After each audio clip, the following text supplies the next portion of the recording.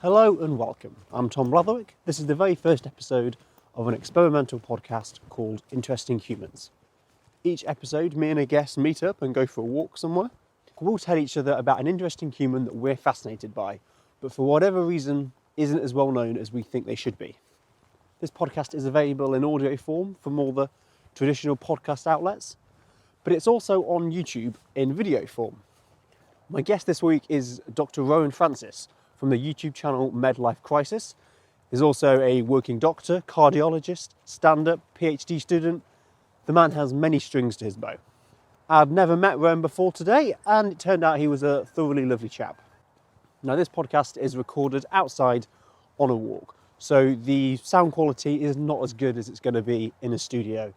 So if you aren't a fan of the occasional car driving by, birds tweeting, other people talking and dog whistles going off, then I apologise.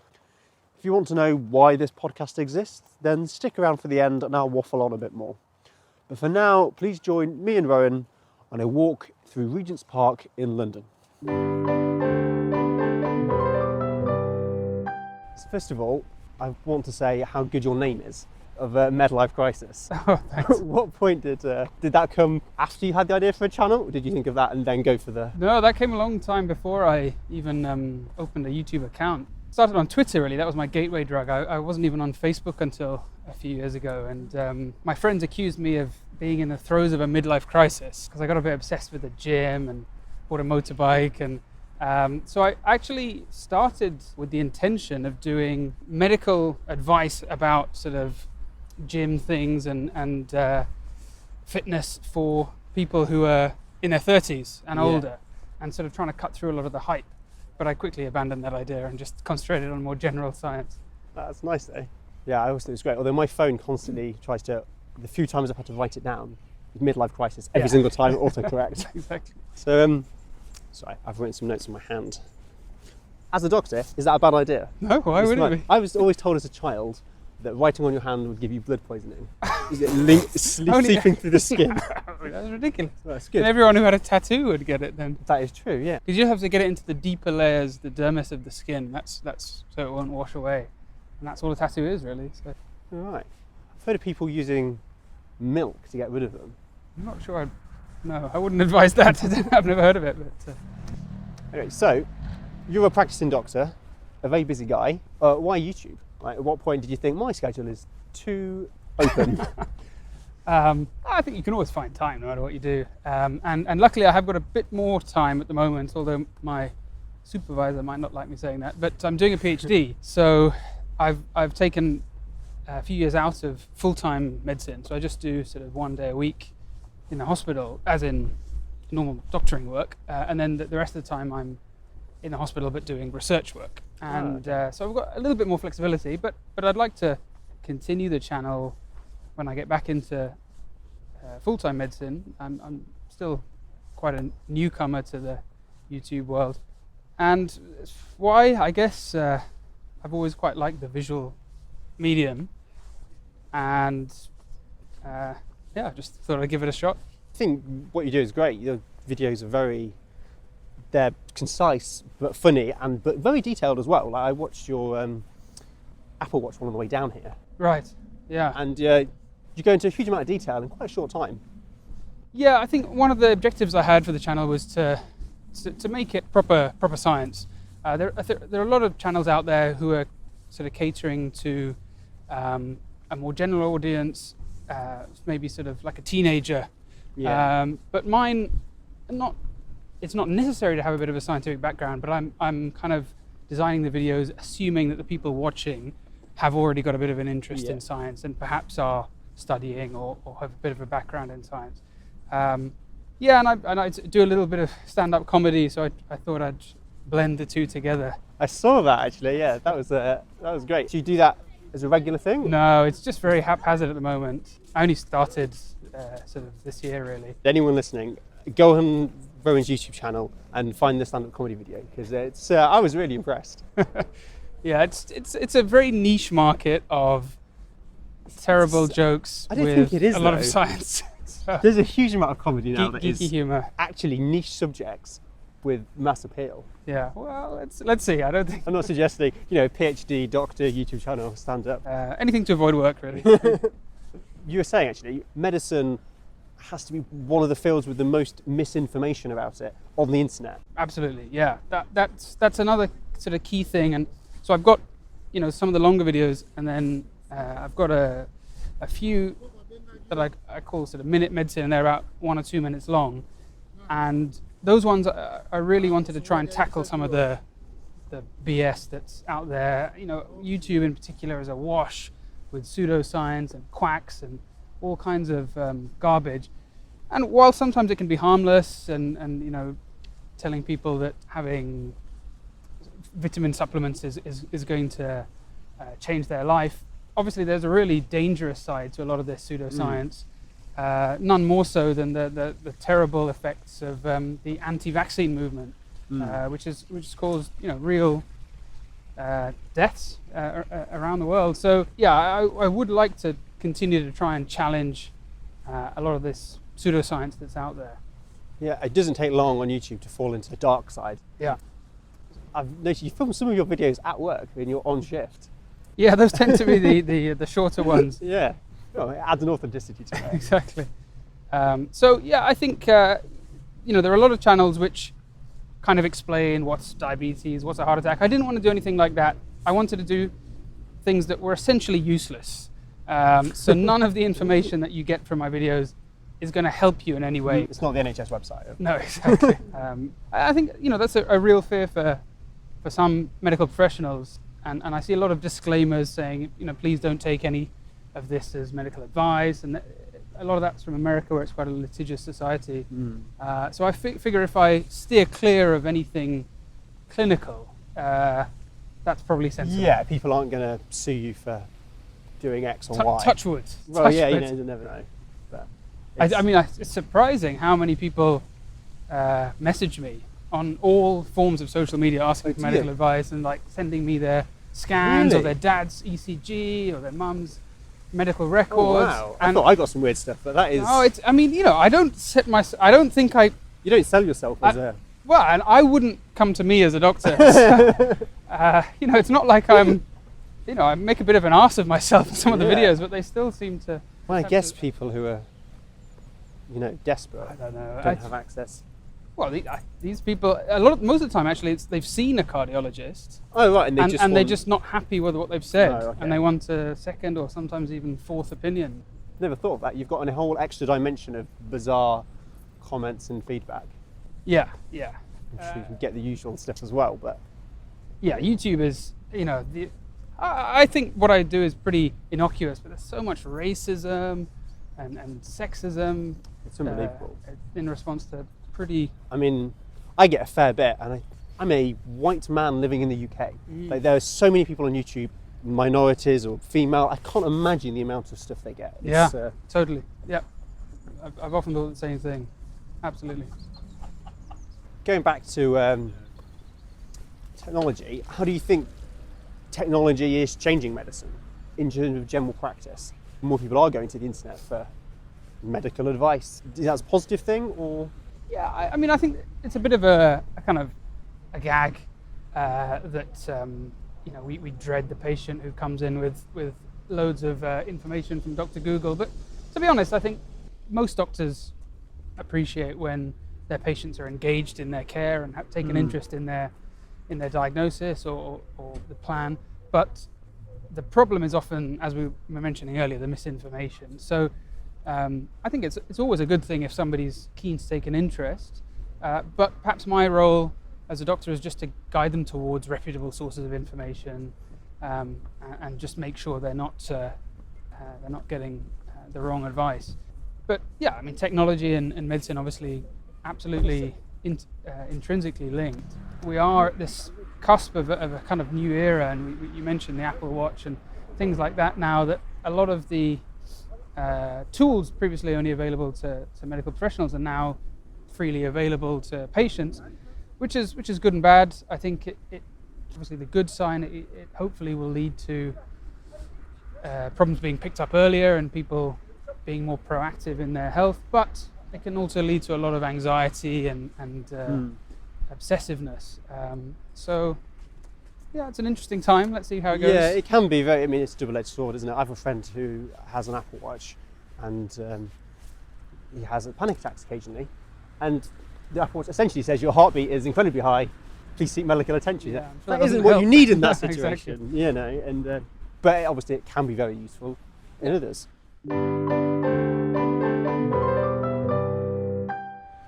So yeah, the idea of the podcast is I want to talk about people who are interesting. That is the only real caveat, and that they're not as well known as they should have been. Yeah. So you can make an argument that Pol Pot wasn't as well known as you perhaps should have been, but you're not necessarily celebrating them. It's quite interesting though. But yeah, exactly. I'll give him that. Still very interesting. So it doesn't have to be people who didn't get the recognition or celebration they deserved, but just aren't particularly as well known. Yeah. So who do you want to talk about today? Well, I think my choice fits that bill very nicely. The person I'm going to be talking about is Jagdish Chandra Bose, or J.C. Bose, who was an Indian scientist, but really that's selling him a bit short, because he was a real polymath. Seemed to just have an interest in many different fields. And I don't think he's particularly well known, at least in the West, and perhaps even in Asia, despite having a very important role in the development of radio technology.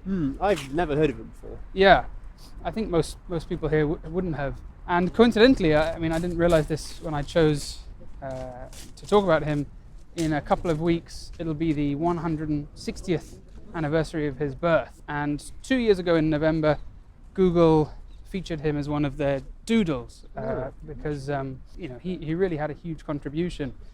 But he didn't just work within radio technology. He also moved into botany and biology, and he's also credited as the father of Indian science fiction.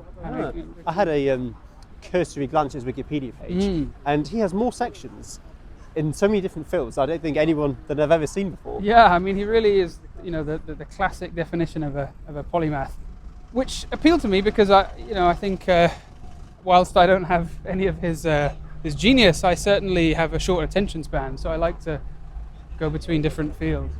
And the final reason I thought he'd be a nice choice is we actually have a slight connection. I'm not related in any way, but he's from a town which is in modern-day Bangladesh. It was India when he was living there, still under the days of the British Raj, which is also my ancestral hometown. And again, my family left before the British partitioned it. So I didn't realize until I started reading about him that we were actually from the same hometown originally. To give you a bit of backdrop, the part of India that he's from is called Bengal, which is in the east of India. And in the second half of the 19th century and early 20th century, Bengal underwent the Bengal Renaissance. And if you look on Wikipedia under Renaissance, you'll have Italian, English, German, Polish. The only region outside Europe is Bengal, and it was a period where science, literature, social justice and things like that all really flourished, and it took India into the 20th century. So one of the prominent freedom fighters in India's independence movement said that what Bengal thinks today, India thinks tomorrow. And J.C. Bose was one of the real pillars in the scientific progress there. And another who was also called Bose, was his contemporary, and he's the reason that the Higgs boson is so named boson, and that's where the name boson comes from. But anyway, that's a different Bose, not related. So he actually came to London to study medicine originally, and it's unclear why he changed. It says the smell of the dissection room didn't agree with him, so I don't know if that's necessarily the Studying just straight medicine. Yeah, I mean, so again, that medicine's loss was everything else's gain. So I'm pleased he decided to change tack, and then went to Cambridge to study physics. This set him down the path of radio. And so if you ask most people who invented radio, I think most people in the West would say Marconi. And in truth, there was no one person, but in the 19th century, the presence of electromagnetic waves had been theorized by James Clerk Maxwell, I think. And then the next sort of key person would have been Hertz, who demonstrated the existence of radio waves. But the only way they were generated then, they had very large wavelengths, so that the recording equipment and any kind of experimental equipment was enormous. And so Bose then came along, sort of building on this work, and created the entire setup, so the generator and the receiver for microwave radiation. And so he was able to generate wavelengths between sort of a few centimeters to half a centimeter, and so then could do a lot of experiments with the behavior of radio waves. And he did a demonstration in Calcutta several years before Marconi, where he transmitted some microwaves through the Lieutenant Governor of Bengal, really? and through a wall, and detonated some gunpowder and sort of a bit of showmanship. Oh. And his supervisor in Cambridge, Lord Rayleigh, of many eponymous things in physics fame, then communicated Bose's work to the Royal Society in London. But Bose had no interest in patenting any of his work. So, not at all. No. So he went to America and did a demonstration. And apparently, a friend over there, she persuaded him to patent his Cohera, which was the name of the receiver. And he did, but then just let it lapse. And he said he wasn't interested in a commercial application. He just wanted to do it for research purposes, and was happy to let anybody use it. So he was kind of an original open source kind of guy. Wow. Whereas Marconi, 2 years later, did create a patent, and he was interested from the beginning in commercial telegraphy. And the IEEE Institute of Electronic Engineers, what's the third E for? I can't remember now, had released some information saying that it turned out that Marconi's receiver was actually Bose's, was basically Bose's technology. So it's a little shady, the history there. These things happen, particularly when the inventors are not from Europe or America. Yeah, there's countless cases. Yeah, absolutely. Yeah. Anyway, he clearly wasn't bothered by it, and he wasn't out to make any money, which I think is another admirable trait. It is, yeah. One of the Nobel Prize winners for the transistor, Brattain, his name was going to escape me, said that Bose was 60 years ahead of his time, that he used his technology and his research in semiconductors. He was one of the first to use semiconductors, and then Brattain used it in the development of the transistor. So he was saying that his legacy is not only radio communication and microwave technology, but also indirectly leading to the transistor, which clearly gave birth to the whole computer age. So I'd heard about him as a kid, particularly because I'm from that part of India. But I think he's reasonably well known. Is he well known in India? Yes, I think he would be. Yeah, I'm not sure again if he's really got his due, but I think certainly most Indians with an interest in science and technology would have heard of him. And literature. Well, so he wasn't a big time author, but he wrote a very interesting story in the late 19th century of a cyclone that was coming to threaten Calcutta and destroy it. And the protagonist in the book uses some hair oil to pours it into the ocean. And using the fact that oil is less dense than water, it floated on the surface of the water, calmed the waves, and he essentially described like a kind of chaos theory, said how one small thing can lead to a big effect. And he said because he poured the oil on, calmed the waves, and the cyclone was dissipated, and he saved the city of Calcutta. It's a nice story. So yeah, he's often described as the father of Indian science fiction. And his other big field was one that I remember my mum telling me about when I was a kid. And she had described it the way it's normally described, which I think makes him sound like a bit of a kook. But so for years I kind of thought, that's kind of fringe, weird stuff. Because normally, if you look him up, it says he's the first man to prove plants had feelings. And I think that's kind of a misrepresentation of what he did. Yeah, it's a clickbaity headline. Exactly, yeah. Clickbait long before clicks existed. But he showed that plants respond to harmful stimuli with a sort of distress response. and he showed that they have more similarities to animals, just in a very slow way.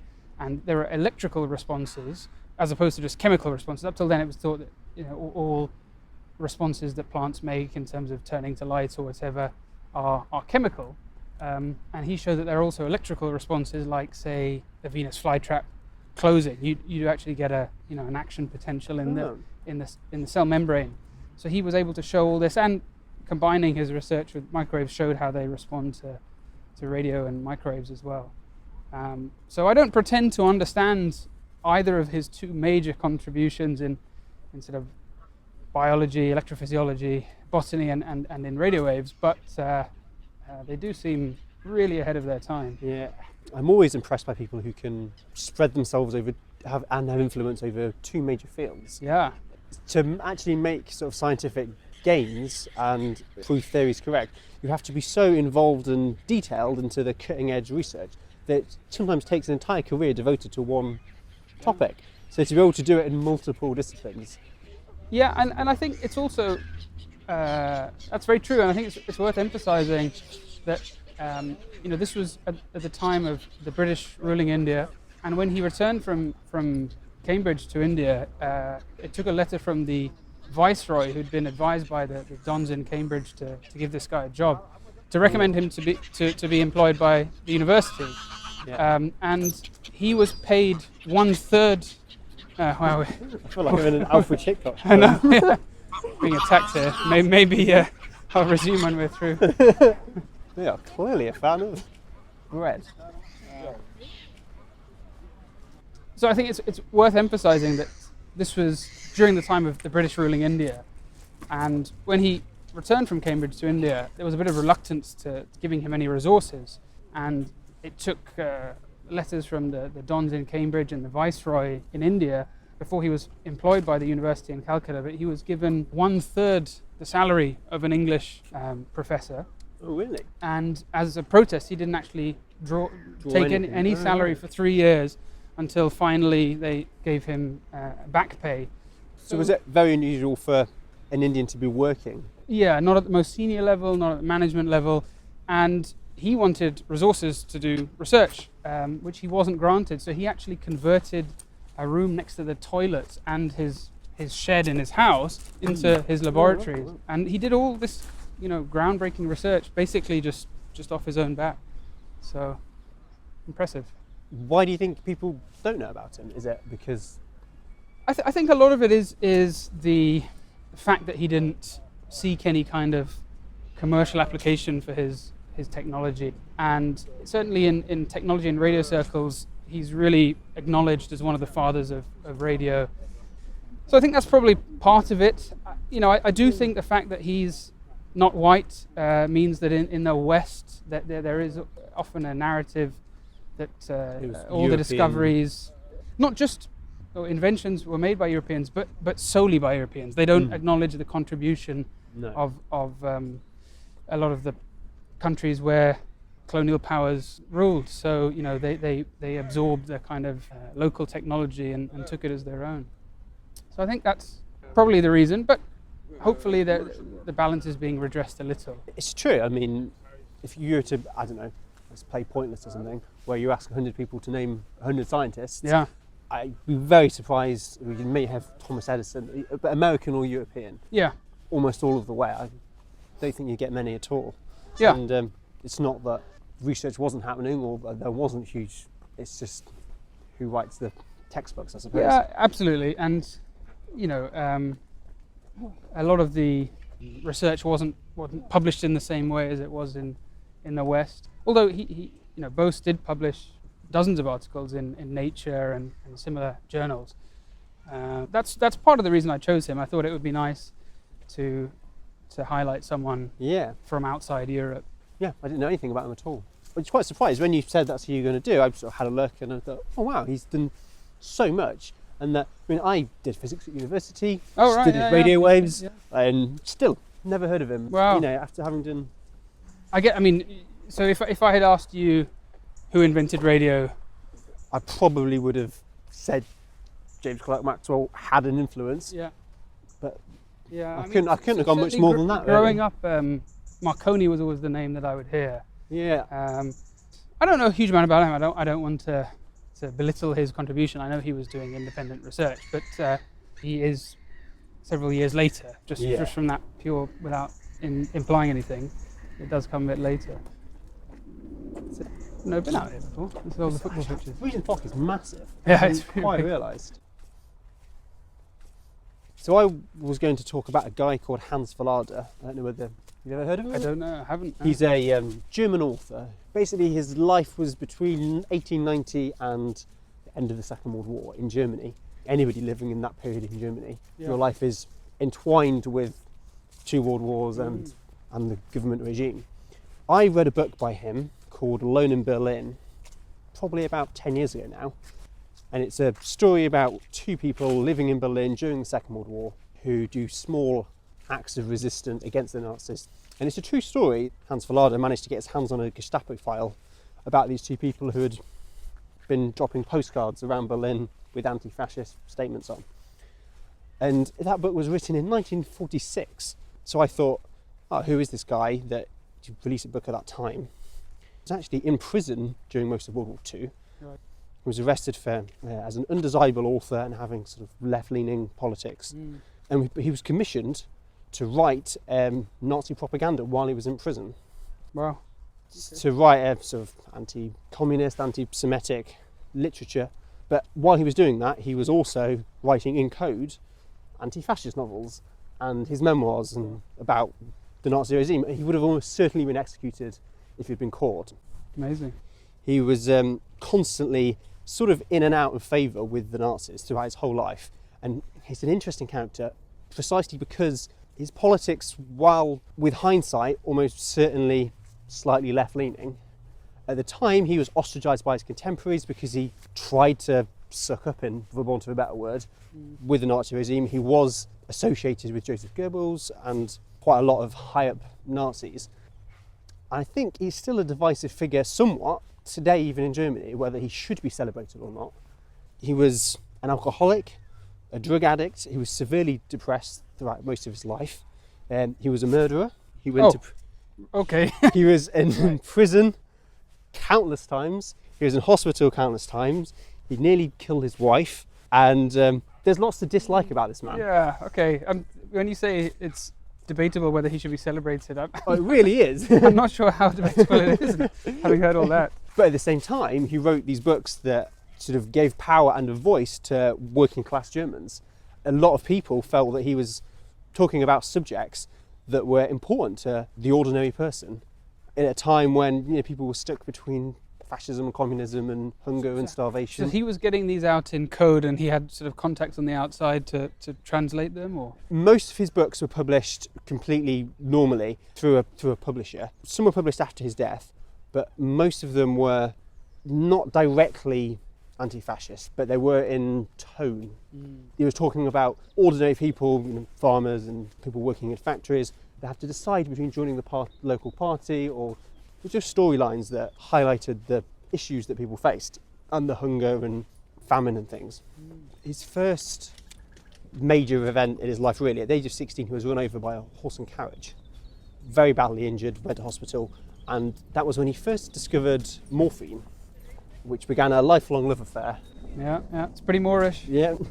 So he was in hospital a lot at that time, and he became severely depressed, and him and his friend at the age of 18 decided to form a suicide pact.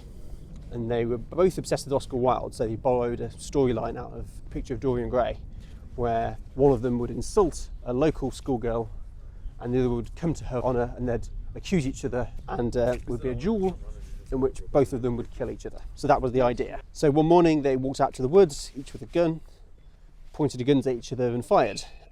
His friend missed, but he didn't. So he shot his... Okay, so that's the murder. That is the murder I'm talking about. A little more nuanced. His friend, unfortunately, didn't die instantly. He had to finish his friend off. Criminally, that was the point that people said, you kind of have a responsibility to save them. Yeah, I'd argue that criminally, the first shot was also equally murderous. Absolutely, it is murderous. And a lot of people say, well, your friend didn't shoot you, he missed, but Yeah, that's kind of beside the point. That's sort of independent. Yeah, so he shot himself in the chest 3 times and somehow survived. Dragged himself to a nearby village, went to hospital, and somehow pulled through with the help of lots of morphine, which he absolutely loved at this point.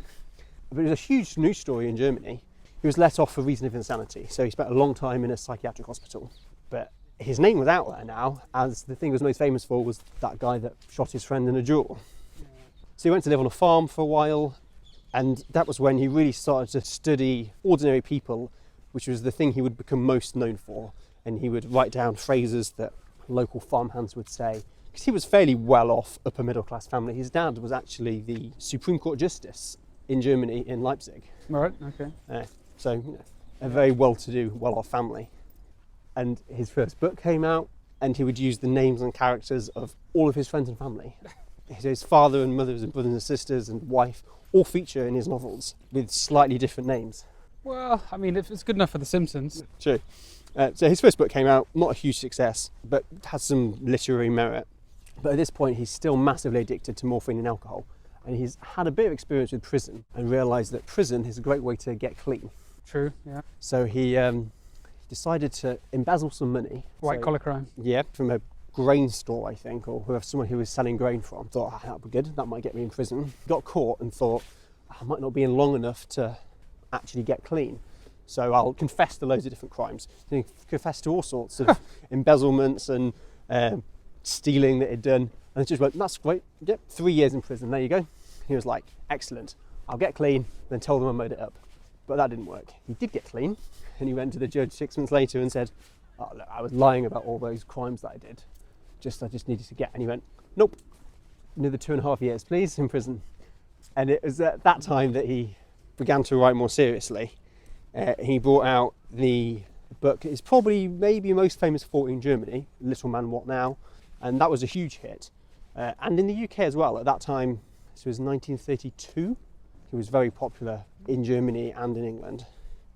But 1932 was sort of the last year where the Nazis didn't have complete power. Yeah. 1933 came along, they consolidate their power in Germany, and suddenly Hans Fallada is an enemy of the people. Hans Fallada, by the way, is a pseudonym. His real name was Rudolf Ditzen. He took the name Hans Fallada from 2 fairy tales, but it was a way to hide his identity after the duel incident. Yeah. So yeah, 1933, he was working for newspapers and translators at the time. They slowly began to be shut down because they were fairly left-leaning. He was put in prison again. This is the 4th or 5th time he's been in prison, and he's in his 30s at this point. His house was seized by the Nazis. His novels were banned. He wrote children's books as well, and they were burned because due to decadent art, was the official quote. He continued to write at this point, but the government would ration paper. So if you wanted to write a book or publish a book, you had to get permission. So unless you were writing a pro-fascist novel, you wouldn't be able to get published. And this was a time when he thought, okay, so maybe we ought to leave Germany. And lots of his contemporaries were leaving. Yeah. And his English publisher said, right, it's fine, we'll get you a boat, we'll sail you over, you and your family. And he decided not to. He said, I'm going to stay in Germany. And later on in life, he said that was due to his patriotism, and he was just didn't want to abandon Germany in its loneliest hour. But he didn't know at that point who was going to win.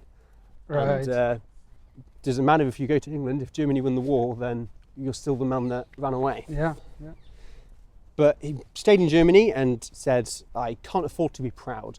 I now write pro-fascist novels, or my family starve, or I go to prison. So he, at this point, didn't write overtly pro-fascist novels, but there were characters where there were upstanding members of society and they were Nazis.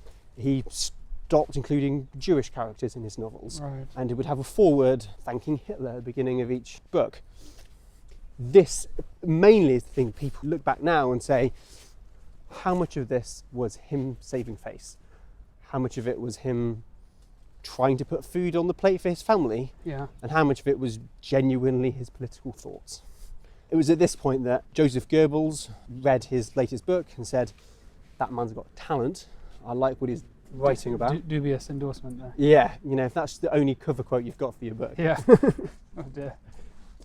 So Goebbels said, please write me a pro-fascist novel, preferably set in the banking industry where Jews are the enemy.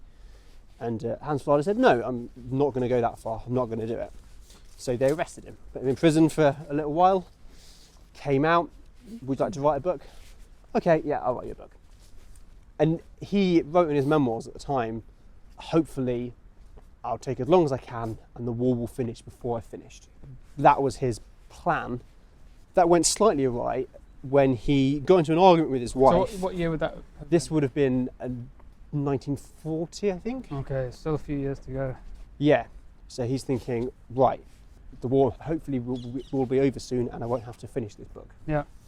But he got into an argument with his wife and shot her, Okay. but missed. Oh God. And there is debate about whether he intended to kill her or not. But anyway, He's not very good at shooting people, is he? he's absolutely terrible. Oh no, he's good. Well, he killed his friend. He killed his friend on the second attempt, That's shot true. himself 3 times and failed. That is true. He went to prison for the manslaughter, or attempted manslaughter. Yeah. This was the final prison era where he had essentially lost all favour with the Nazis and decided, right, okay, at this point, I'm going to turn completely the other way, write properly anti-fascist novels, all while pretending to write the pro-fascist stuff. He was one of the people to be allowed pen and paper, Because he was ostensibly still writing a because pro... he should have been writing a pro-Nazi book, but he was writing in code a novel called The Drinker, which was reasonably anti-fascist, and his memoirs as well, which were all written towards the end of the war, and his main sources for saying, I completely deny ever supporting the Nazi Party. I only gave in to the whims and requests to save my own skin. But yeah, these were smuggled out during visiting hours and were published after the war had ended. He came out of prison and his wife did forgive him, but he ran away with another woman half her age, Dear. who was a morphine addict. And that would... They have something in common on their Tinder profiles. I got to say, I'm not warmed up to the guy. He's not a likeable character at all, Yeah.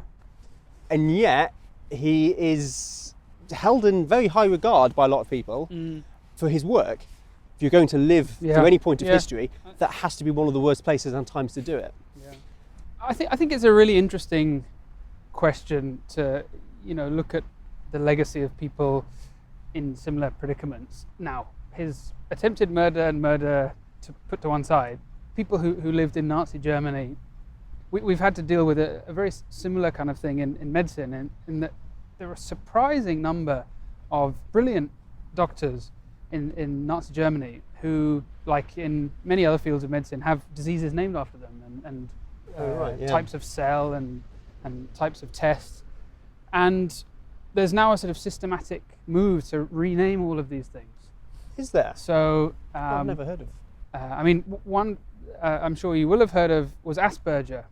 Yeah. So Asperger's syndrome, and some people have said, should that be renamed? And again, then you get into this question, like you were mentioning, about what degree was it just going along with things to stay alive, to have a livelihood, and it's hard to say. I mean, looking at his track record, I don't know. But then there was another chap who had a condition named after him called Reiter's.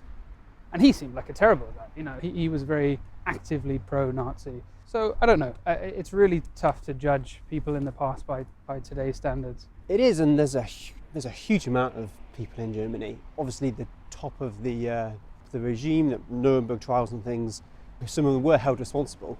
But when it's over 50% of the nation somewhat supporting it, not all of those were bad people. You can't cross off an entire nation of people as... I don't know. I mean, a part of me says they are bad people. If they were just kind of... I guess, this is... this is kind of Godwin's law, isn't it? In reverse. We're starting with the Nazis and going backwards to Trump. But I think a lot of the people who would be pro-Trump now, you'd say, oh, they're not bad people. But I think if you were voting for the Nazis, not aware of what they were doing and what their beliefs were, you're either tremendously naive or stupid. I'd never want to excuse these things, but by the same token, on an individual level, who knows how any of us would have behaved if our lives were on the line. I think people may have gone along with it in the short term. I mean, in early 1930s, very few people would have foreseen what was going to happen. Yeah, I think that's It was fair, just yeah. a far-right party, in much the same way there's lots of countries now in Europe and elsewhere with far-right extreme governments who probably isn't going to lead to unimaginable things. True, but I would still question anybody's,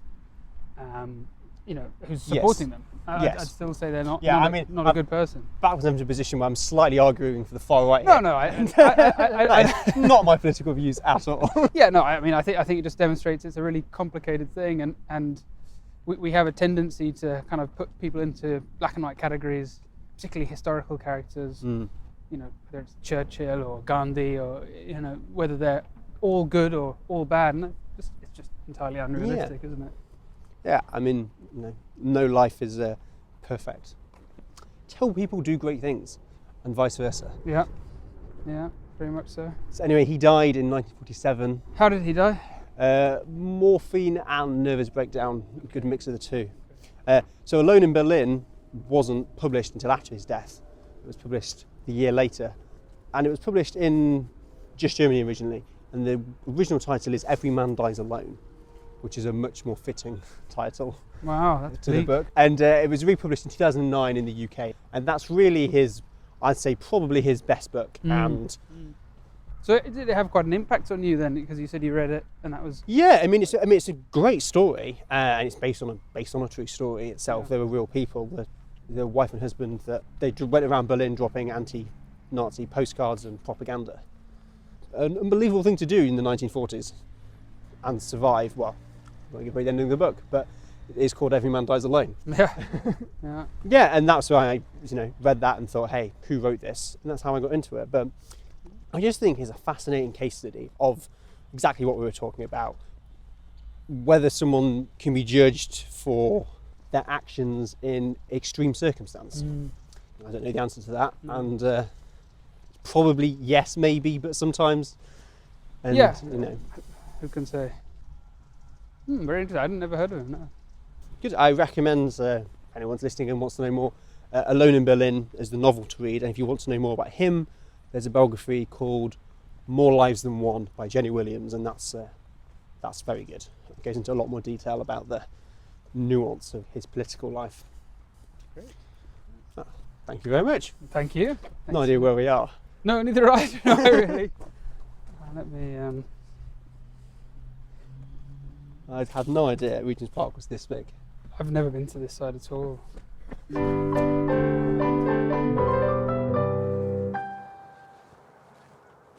And there we go. Thank you so much to Rohin for giving up his time to come on the podcast.